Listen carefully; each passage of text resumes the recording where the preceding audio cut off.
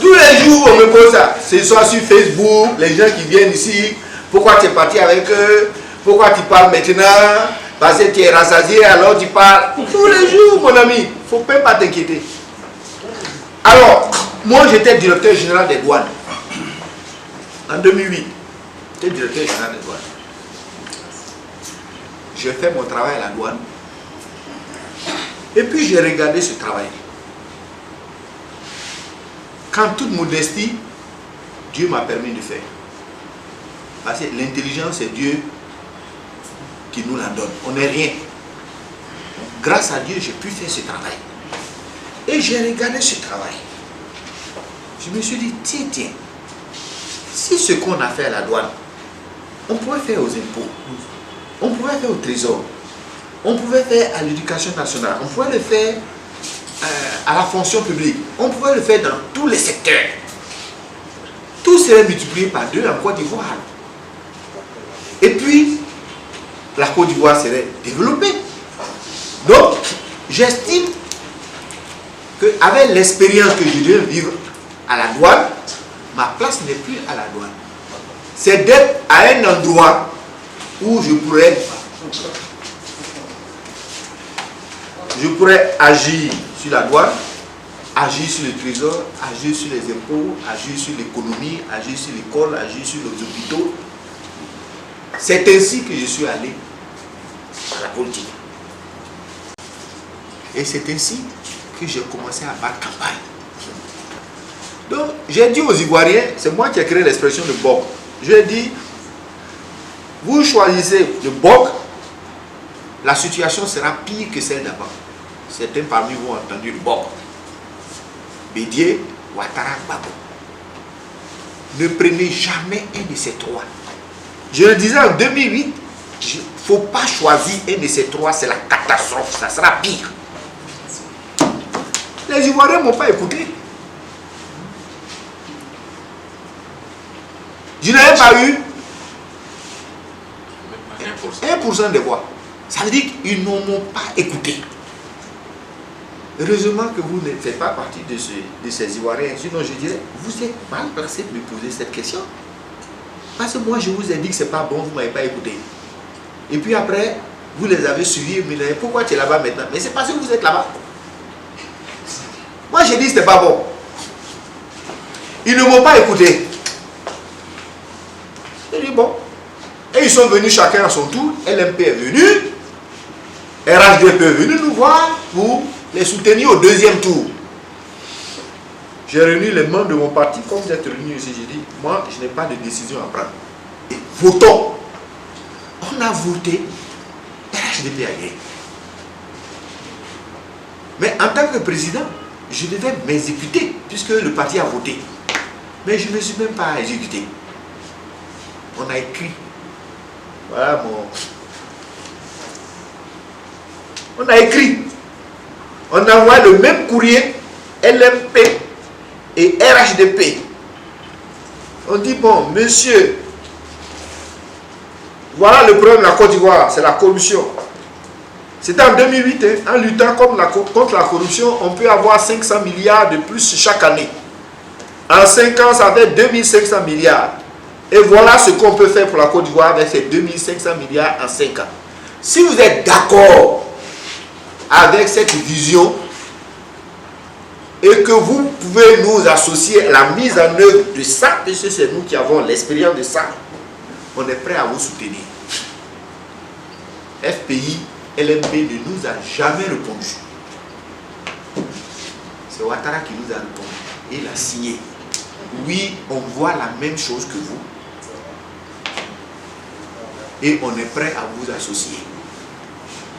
Même là encore, j'ai dit non. Je suis allé voir le président du PDC. Il dit, mais pourquoi vous êtes là-bas? Il me dit qu'on a faut venir. Je suis ici, il n'y a rien. Donc, ce que vous devez retenir, j'ai posé mes conditions. Aller lutter contre la corruption et avoir les moyens de développer la Côte d'Ivoire. Je ne vais pas aller là-bas comme ça. Donc, voilà la raison pour laquelle on va là-bas. Parce que les autres ne nous répondent même pas. Donc, je suis allé. Moi, je pensais que, sincèrement, quand j'y allais dans ce gouvernement, je pensais qu'on allait me confier le ministère en charge de la douane, des impôts, éventuellement du trésor, pour faire ce travail que je sais faire. On m'a envoyé à la fonction publique, j'ai dit, tant mieux. Il y a des choses à faire là-bas.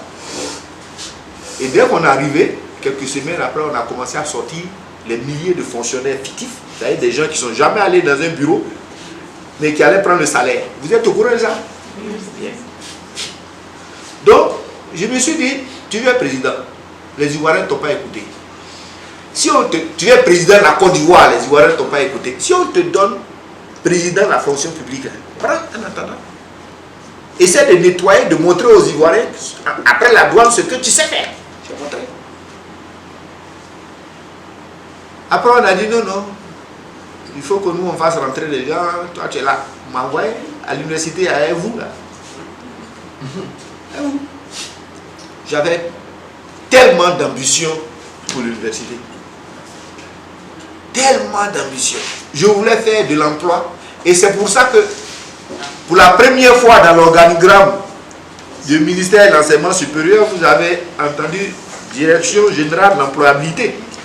Je voulais faire de l'emploi le cœur du problème de l'enseignement. Il y a une chose que je voulais faire. Choisir les présidents d'université par appel à candidature. Je voulais signer avec eux un contrat avec les présidents d'université. Dans ce contrat, chaque président devait me garantir que 70% de ses diplômés allaient trouver du travail. Le contrat était prêt. Ils ont remis ça au bout du jour, j'entends parler là, c'est moi. Ils ne voulaient pas signer. Ils ont créé un syndicat des présidents d'université. Je devais les obliger à signer.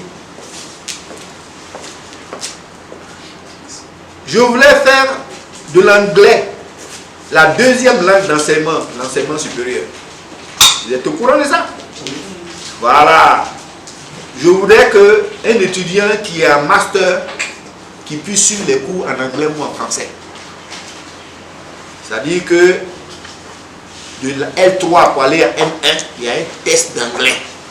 Si tu es admis, tu vas maintenant à M1. Comme ça, vos étudiants, quand ils sortent, ils ne sont pas obligés d'aller au Ghana un séjour pour apprendre l'anglais.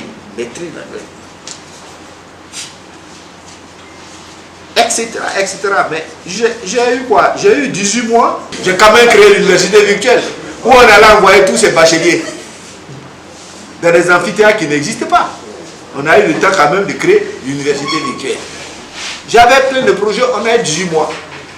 On a eu le temps de créer l'université virtuelle. Mais les 18 mois, j'ai passé 12 mois quand je suis arrivé après la réhabilitation. Il n'y avait rien dans les laboratoires. Dans les TP, TD et TP, il n'y avait rien. Médecine, il n'y avait rien. Et vous avez passé donc 12 mois à faire des grèves. J'étais en train de gérer ces problèmes. Je n'ai pas eu le temps de travailler. Je suis parti. Donc, pour vous dire que moi, je me suis dit, si tu n'es pas président, qu'on te donne une partie à régler, règle. Il ne faut pas dire, ah, je ne l'aime pas, je ne les aime pas. Mais si tu ne vas pas, qui va régler ça? L'université virtuelle n'aurait jamais existé s'il n'était pas parti. Les fonctionnaires fictifs allaient continuer de prospérer en Côte d'Ivoire s'il n'était pas parti. C'est ça. Le choix que j'ai fait, c'est celui de servir la Côte d'Ivoire. Et c'est le choix que je fais toujours. Je ne suis pas allé là-bas pour faire la guerre. Je ne suis pas allé là-bas pour voler l'argent. Je suis allé là-bas pour travailler pour les Ivoiriens. C'est important.